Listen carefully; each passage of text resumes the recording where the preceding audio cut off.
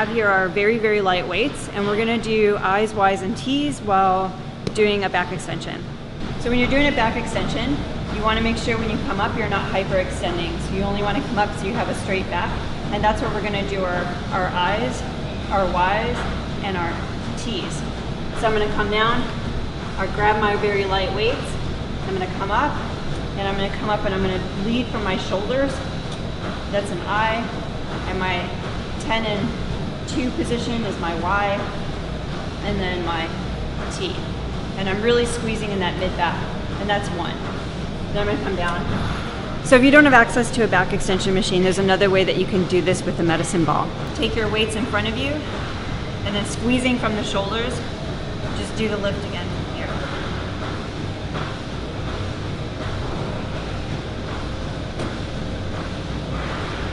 Flipping. It's okay. There we go. All right.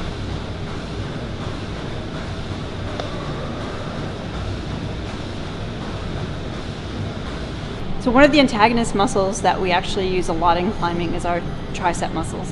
We're focused so much on pulling that our biceps tend to get really strong really fast, and maybe our triceps can be neglected.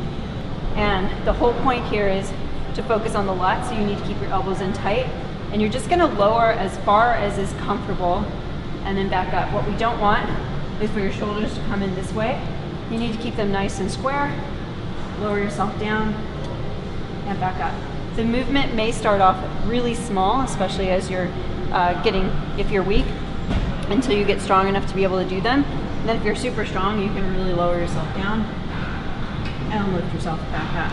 If this is too much, because you're using your whole body weight to lower you, you can use a bench. So here I'm just sitting at 90 degrees and I'm just gonna lower myself down and push up. You wanna avoid having your elbows come out to the side, really keep your elbows going back.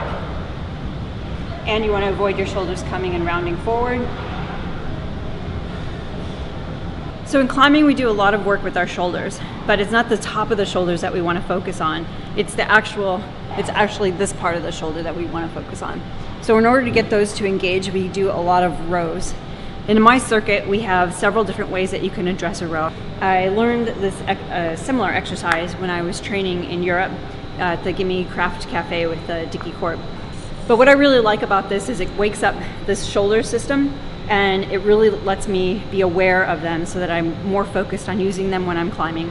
The pulley lets me move the system up and down, and then I have a stool sitting out there so that I can be supinated, chest level up front. So I'm sitting here supported, my core is engaged, and I'm just gonna pull the grips and rotate to engage the arms. So the shoulders are doing all the work, and then I'm just gonna try to do them faster. If that's too hard to do, just simply drop it down. You can lean back this way. Next part that you can do with these, same idea, but this time I'm gonna do a row. So now I'm pulling them in.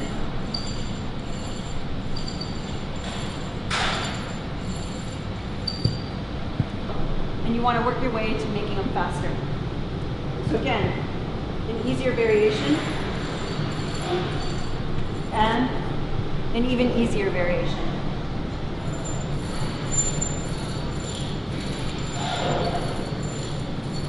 Now another way to get the rows engaged, you take a ring, very positive hold, and you can do one arm rows or on the side, and you would pull them down and reach as far as you can, kind of blasting upwards. So pulling it in and blasting up. Not pushing with the feet to get up, really pulling from the shoulder. If that's too hard, walk it back.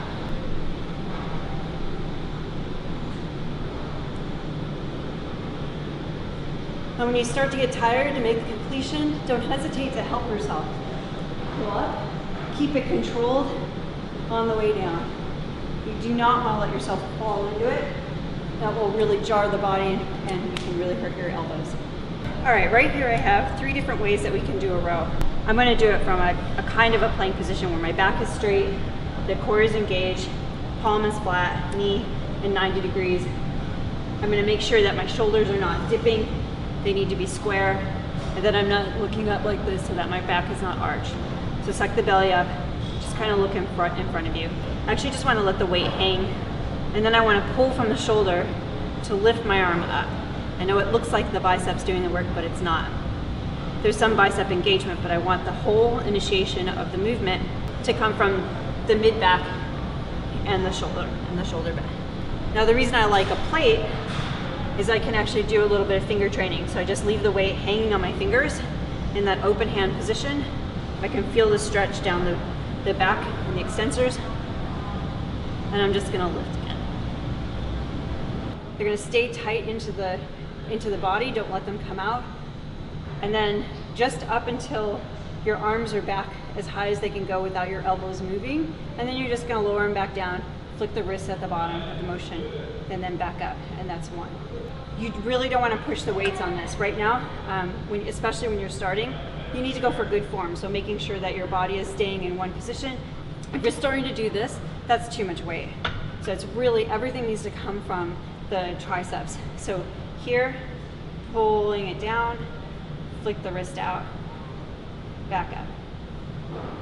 So start super light, work your way up. If you're getting 12 to 15 pretty easily with no fatigue, then you can increase the weights.